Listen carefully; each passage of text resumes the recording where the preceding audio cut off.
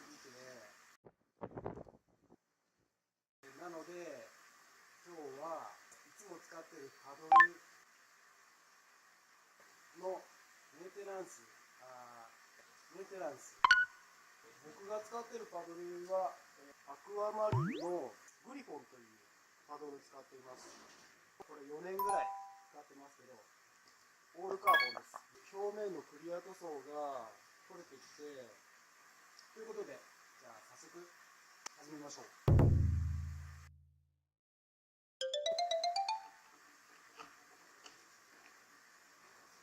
まずは表面ちょっと荒らします。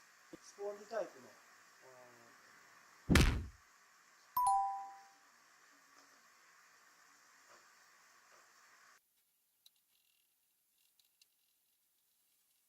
外が乗るように荒らすっていう程度で、こっちとこっちとこっちと。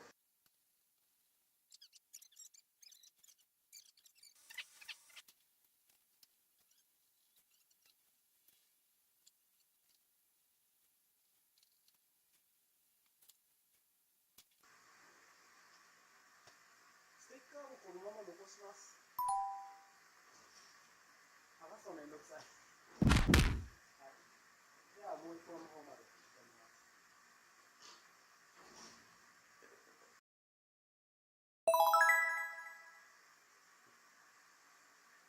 塗装前の下地処理は完了しました。で、ここからちょっとアレンジを加えたいと思います。これこれ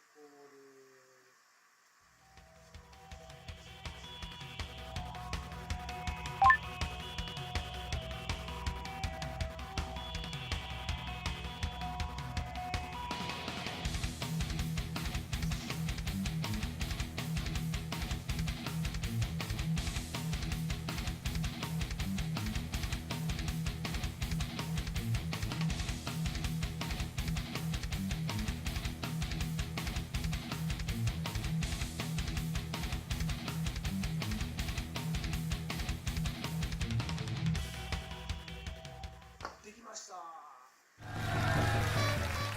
次は塗装します。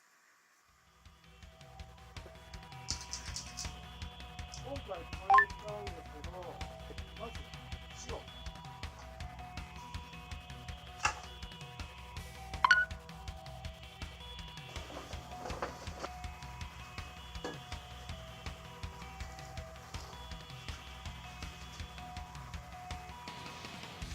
どうしたどうした。